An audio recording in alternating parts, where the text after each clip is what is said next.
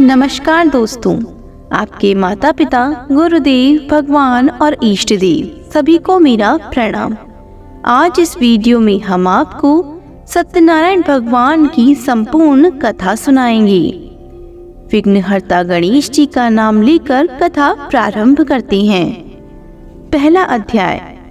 एक समय नैमिषारण्य तीर्थ में शौनकादि 88,000 ऋषियों ने श्री सूत जी से पूछा, हे प्रभु, इस कलयुग में वेद विद्या रहित मनुष्यों को प्रभु भक्ति किस प्रकार मिलेगी तथा उनका उद्धार कैसे होगा? हे मुनि श्रेष्ठ, कोई ऐसा तप कहिए जिसमें थोड़े समय में पुण्य प्राप्त हो तथा मनवांचित फल भी मिले। वह कथा सुनने की हमारी प्रबल इच्छा है। सर्वशास्त्र ज्ञाता श्री सूत जी बोले, हे वैष्णवों में पूज्य, आप सबने प्राणियों के हित की बात पूछी है। अब मैं उस श्रेष्ठ व्रत को आप लोगों से कहूँगा जिस व्रत को नारद जी ने श्री लक्ष्मी नारायण भगवान से पूछा था और श्री लक्ष्मीपति ने मुनि श्रेष्ठ नारद जी से कहा था। यह कथा ध्यान से सुनो।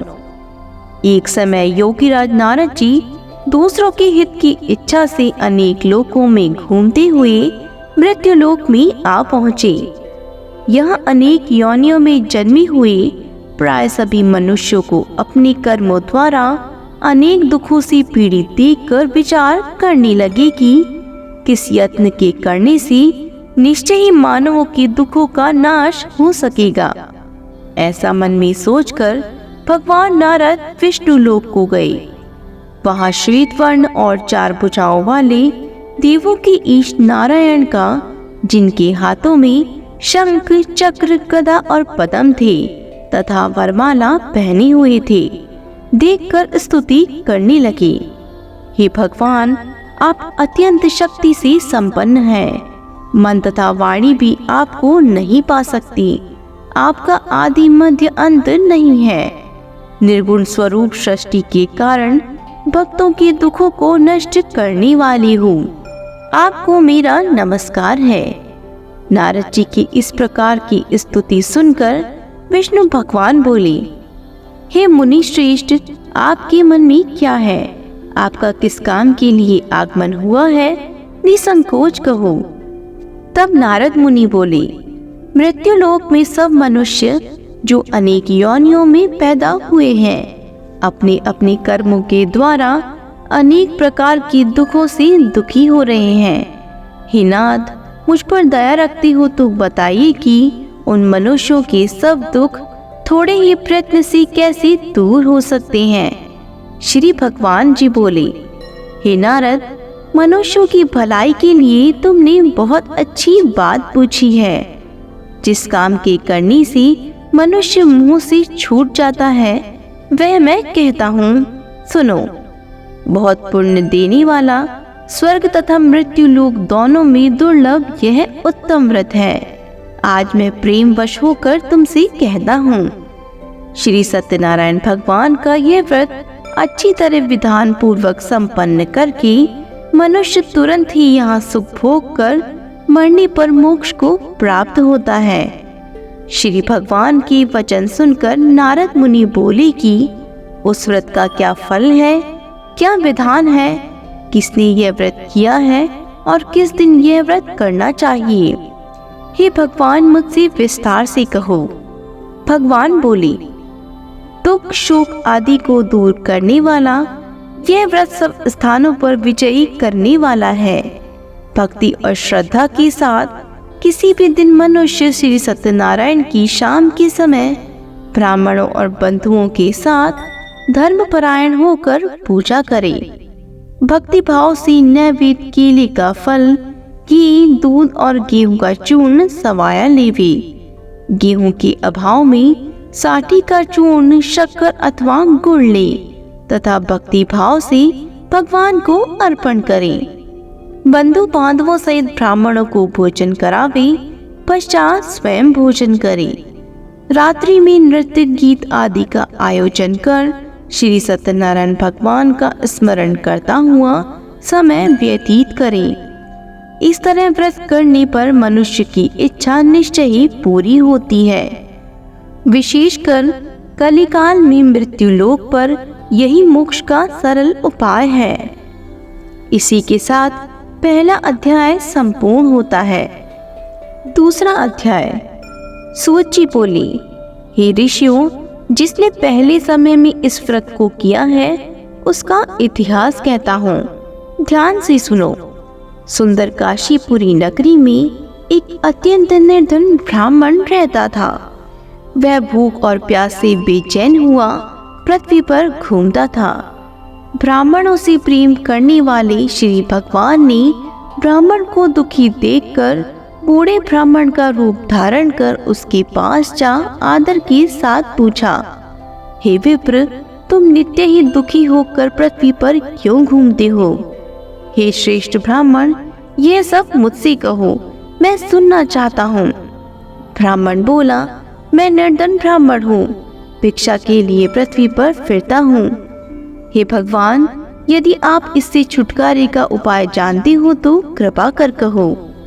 वृद्ध ब्राह्मण बोला, श्री सत्यनारायण भगवान मनवांछित फल देने वाले हैं, इसलिए हे ब्राह्मण तू उनका पूजन कर, जिसके करने से मनुष्य सब दुखों से मुक्त हो जाता है। ब्राह्मण को व्रत का सारा विधान बतलाकर बूढ़े ब्राह्मण का रूप धारण करने वाले श्री सत्यनारायण भगवान अंतर्ध्यान हो गए। जिस व्रत को वृद्ध ब्राह्मण ने बतलाया है मैं उसको अवश्य करूंगा।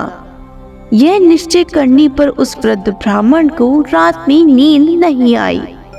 वह सवेरे उठकर श्री सत्यनारायण भगवान की व्रत का निश्चय कर भिक्षा के लिए चल दिया। उस दिन उसको भिक्षा में बहुत धन मिला, जिससे बंधु बांधवों के साथ उसने श्री सत्यनारायण भगवान का व्रत किया। इसके करने से वह विप्र सब दुखों से छूटकर अनेक प्रकार की संपत्तियों से युक्त हुआ। उस समय से वह विप्र हर मास व्रत करने लगा। इस तरह सत्यनारायण भगवान के व्रत को जो करेगा वह सब पापों से छूटकर मोक्ष को प्राप्त होगा। आगे जो पृथ्वी पर सत्यनारायण भगवान का व्रत करेगा वह मनुष्य सब दुखों से छूट जाएगा। इस तरह नारद जी ने नारायण का कहा हुआ यह व्रत मैंने तुमसे कहा। हे विप्रो, मैं अब और क्या कहूँ? ऋषि बोली, हे मुनीश्वर, संसार में इस विप्र से सुनकर किस किस ने इस व्रत को किया हम सब सुनना चाहते हैं। इसके लिए हमारे मन में श्रद्धा है।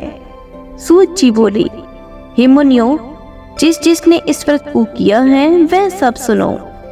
एक समय यह वृद्ध ब्राह्मण धन और ऐश्वर्य के अनुसार बंधु बांधवों के साथ व्रत करने को तैयार हुआ। उसी समय एक लकड़ी बेचने वाला बूढ़ा आदमी आया और बाहर लकड़ियों को रखकर विप्र के मकान में गया। प्यास से दुखी लकड़हारा उनको व्रत करते हुए देखकर विप्र को नमस्कार कर कहने लगा कि आप ये किसका पूजन कर रहे हैं और इस व्रत के करने से क्या फल मिलता है? कृपा कर मुझसे कहो। ब्राह्मण ने कहा, सब मनोकामनाओं को पूरा करने वाला यह श्री सत्यनारायण भगवान का व्रत है। इनकी ही कृपा से मेरे यहाँ धन्य दान आदि की वृद्धि हुई है। विप्र से इस व्रत के बारे में जानकर लकड़हारा बहुत प्रसन्न हुआ। भगवान का चरणामतले और भोजन करने के बाद अपने घर को गया। लकड़हारे ने अपने मन में इस प्रकार का संकल्प किया कि आज ग्राम में लकड़ी बेचने से जो धन मिलेगा उसी से सत्यनारायण देव का उत्तम व्रत करूंगा। यह मन में विचार कर वह बूढ़ा आदमी लकड़ियां अपने सिर पर रखकर जिस नगर में धनवान लोग रहते थे वह ऐसी सुंदर नगर में गया। उस रोज वहां उन्हें उन लकड़ियों का दाम पहले से चौगुना मिला। तब वह बूढ़ा लकड़हारा दाम ले और अति प्रसन्न होकर पके केले की फली, शक्कर, घी, दूध, दही और गेहूं का चूर्ण इत्यादि ले श्री सत्यनारायण भगवान के व्रत की कुल सामग्रियों को लेकर अपने घर गया। फिर उसने अपने भाइयों को बुलाकर विधि के साथ भगवान जी का पूजन और व्रत किया।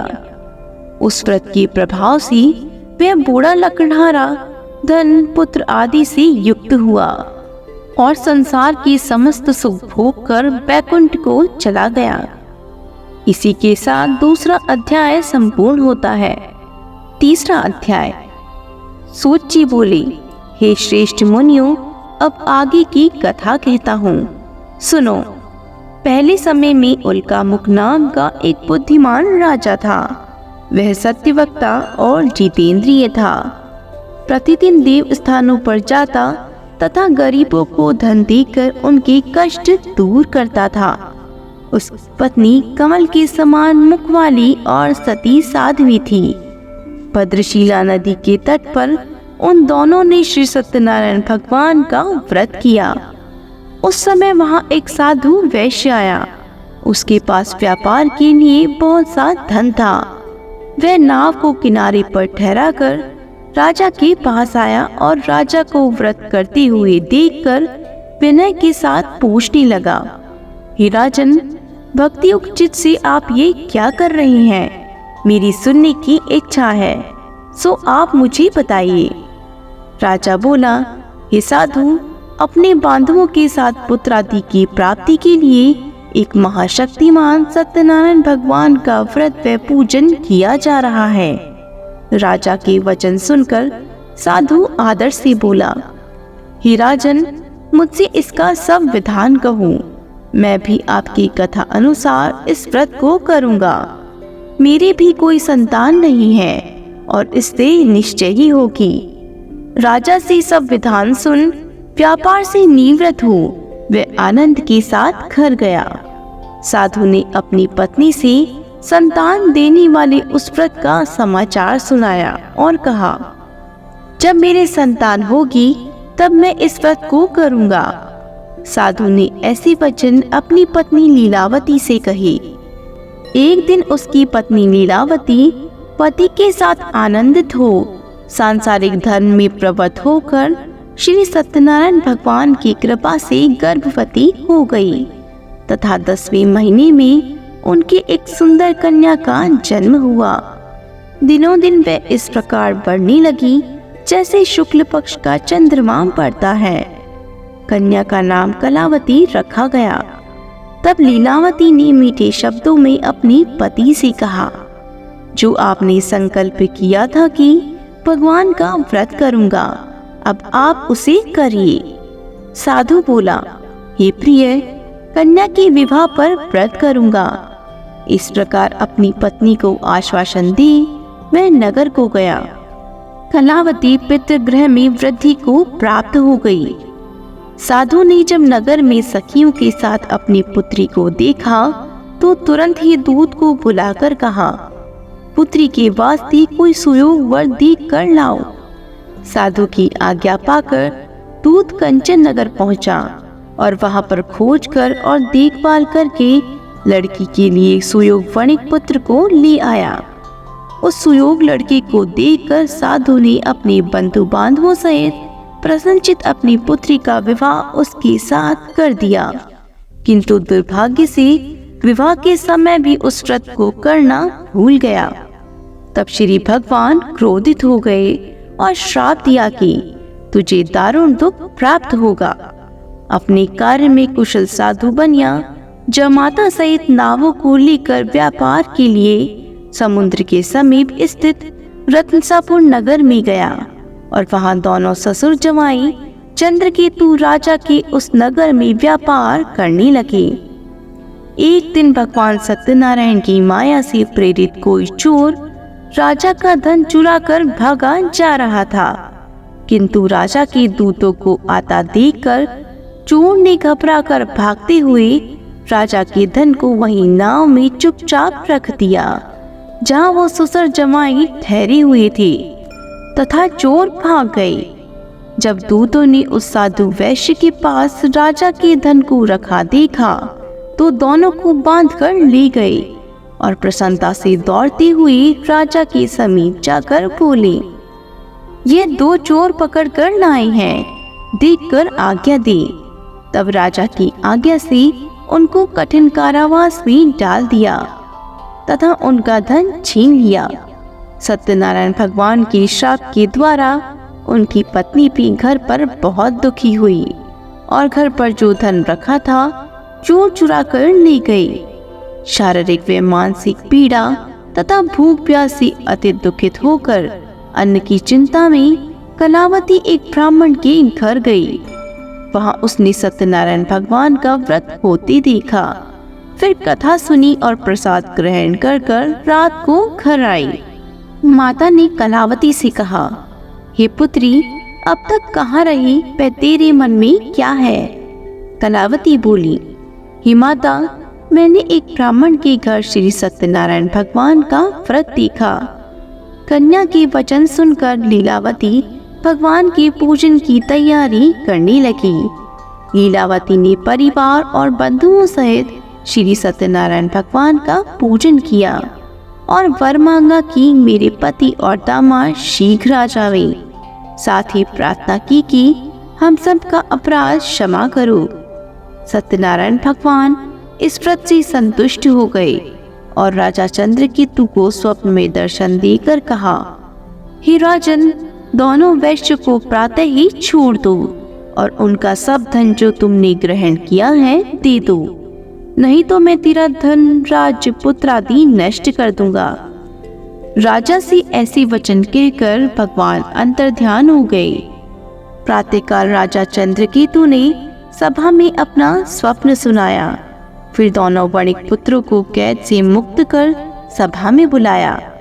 दोनों ने आते ही राजा को नमस्कार किया। राजा मीठे वचनों से बोला, हे महानुभावों, भाग्यवश ऐसा कठिन दुख प्राप्त हुआ है, अब तुम्हें कोई भय नहीं। ऐसा कहकर राजा ने उनको नए नए वस्त्राभूषण पहनाए तथा उनका जितना धन लिया था उसे दूना धन देकर आदर से विदा किया। दोनों वैश्य अपने घर को चल दिए। इसी के साथ तीसरा अध्याय संपूर्ण होता है। चौथा अध्याय। सूत जी बोली, वैश्य ने मंगलाचार करके यात्रा आरंभ की और अपनी नगर को चला। उनकी थोड़ी दूर निकलने पर दंडी वेशधारी श्री सत्यनारायण भगवान ने उससे पूछा, हे साधु, तेरी नाव में क्या है? अभिमानी वणिक हंसता हुआ बोला, हे दंडी, आप क्यों पूछते हो? क्या धन लेने की इच्छा है? मेरी नाव में तो बेल और पत्ते भरे हैं। वैश्य का कठोर वचन सुनकर भगवान ने कहा, तुम्हारा वचन सत्य हो। दंडी ऐसा कहकर वहां से दूर चले गए। कुछ दूर जाकर समुद्र के किनारे बैठ गए। दंडी के जाने पर वैश्य ने नित्य क्रिया करने के बाद नाव ऊंची उठी देखकर अचंभा किया तथा नाव में बेल पत्ते आदि देखकर मूर्छित हो जमीन पर गिर पड़ा। फिर मूर्छा खुलने पर अत्यंत शोक प्रकट करने लगा। तब उसका दामाद बोला, आप शोक न करें, यह दंडी का श्राप है, अतः उनकी शरण में चलना चाहिए, तभी हमारी मनोकामना पूरी होगी। दामाद के ऐसे वचन सुन मैं दंडी के पास पहुंचा और अत्यंत भक्तिभाव से नमस्कार करके बोला, मैंने जो आपसे असत्य वचन कहे थे उनको क्षमा करो। ऐसा कहकर महान शोकातुर हो रोने लगा। तब दंडी भगवान बोले, हे वणिक पुत्र, मेरी आज्ञा से बार बार तुझे दुख प्राप्त हुआ है, तू मेरी पूजा से विमुख हुआ। साधु बोला, हे भगवान, आपकी माया से ब्रह्मादि भी आपके रूप को नहीं जानते, तब मैं अज्ञानी कैसे जान सकता हूँ? आप प्रसन्न होइए, मैं सामर्थ्य के अनुसार आपकी पूजा करूँगा। मेरी रक्षा करो और पहले के समान नौका में धन भर दो। उसके भक्ति युक्त वचन सुनकर प्रसन्न हो उसकी इच्छा अनुसार वर देकर अंतर्ध्यान हो गए। तब उन्होंने नाव के पास आकर देखा कि नाव धन से परिपूर्ण है। फिर वह भगवान सत्यनारायण का पूजन कर साथियों सहित अपनी नगर को चला। जब अपनी नगर के निकट पहुंचा तब दूध को घर बेचा। दूध ने साधु के घर जाकर उसकी स्त्री को नमस्कार करके कहा, साधु अपने दामाद सहित इस नगर के समीप आ गए हैं। लीलावती और कलावती उस समय भगवान का पूजन कर रही थी। ऐसा वचन सुन साधु की स्त्री ने बड़े हर्ष के साथ सत्यदेव का पूजन कर पुत्री से कहा, मैं अपने पति के दर्शन को जाती हूँ, तू कार्य पूर्ण कर शीघ्र आ जाना। परंतु कलावती व्रत एवं प्रसाद छोड़कर पति के पास चली गई। प्रसाद की अवज्ञा के कारण सत्यदेव ने रुष्ट हो उसके पति को नाव सहित पानी में डुबो दिया। कलावती अपने पति को न देखकर रोती हुई जमीन पर गिर गई। इस तरह नौका को डूबा हुआ तथा कन्या को रोता देख साधु दुखित हो बोला, हे प्रभु, मुझसे या मेरे परिवार से जो भूल हुई है उसे क्षमा करो। उसके दीन वचन सुनकर सत्यदेव प्रसन्न हो गई और आकाशवाणी हुई, हे साधु, तेरी कन्या मेरे प्रसाद को छोड़कर आई है, इसलिए इसका पति अदृश्य हुआ है। यदि वह घर जाकर प्रसाद खाकर लौटे तो इसे पति अवश्य मिलेगा। ऐसी आकाशवाणी सुनकर कलावती ने घर पहुंचकर प्रसाद खाया और फिर आकर पति के दर्शन किए। तत्पश्चात साधु ने बंधु बांधवों सहित सत्यदेव का विधि पूर्वक पूजन किया। इस लोक का सुख भोग कर अंत में स्वर्गलोक को गया। इसी के साथ 14वां अध्याय संपूर्ण होता है। 5वां अध्याय। सूत जी बोले, हे ऋषियों, मैं और भी कथा कहता हूँ, सुनो। प्रजापालन में लीन तुंगध्वज नाम का एक राजा था। उसने भी भगवान का प्रसाद त्याग कर बहुत दुख पाया। एक समय वन में जाकर वन्य पशुओं को मारकर वट के वृक्ष के नीचे आया। वहां उसने ग्वालों को भक्ति भाव से बांधवों सहित श्री सत्यनारायण भगवान का पूजन करते देखा। राजा देखकर भी अभिमानवश वहां नहीं गया और न नमस्कार ही किया। तब ग्वालों ने भगवान का प्रसाद उसके सामने रखा तो वह प्रसाद त्याग कर अपनी नगरी को चला गया। वहां उसने अपना सब कुछ नष्ट पाया तो वह जान गया कि ये सब सत्यनारायण भगवान ने किया है। तब वह विश्वास कर ग्वालों के समीप गया और विधि पूर्वक पूजन कर प्रसाद खाया तो सत्यनारायण देव की कृपा से सब कुछ पहले जैसा ही हो गया। फिर दीर्घ काल तक सुख भोग कर मरने पर स्वर्गलोक को गया। जो मनुष्य इस परम दुर्लभ व्रत को करेगा, भगवान की कृपा से उसे धन्य धान्य की प्राप्ति होगी। निर्धन धनी और बंदी बंधन से मुक्त होकर निर्भय हो जाता है। संतानहीनों को संतान प्राप्ति होती है तथा सब मनोरथ पूर्ण होकर अंत में बैकुंठ धाम को जाता है। जिन्होंने पहले इस व्रत को किया, अब उनके दूसरे जन्म की कथा कहता हूँ। वृद्ध शतानंद ब्राह्मण ने सुदामा का जन्म लेकर मोक्ष को पाया। उल्कामुख नाम का राजा दशरथ होकर बैकुंठ को प्राप्त हुआ। साधु नाम के वैश्य ने मोरध्वज बनकर अपने पुत्र को आरे से चीरकर मोक्ष को प्राप्त किया। महाराज तुंगध्वज ने स्वयंभू मनु हुए तथा भगवान में भक्ति युक्त हो कर्म कर मोक्ष को प्राप्त किया। इसी के साथ सत्यनारायण भगवान की कथा संपूर्ण होती है। आशा करते हैं कि आपको हमारी कथा पसंद आई होगी। इसी तरह के और भी वीडियोस को देखने के लिए हमारे चैनल को सब्सक्राइब जरूर करें और कमेंट बॉक्स में ओम नमो भगवते वासुदेवाय नमः लिखना बिल्कुल भी ना भूलें।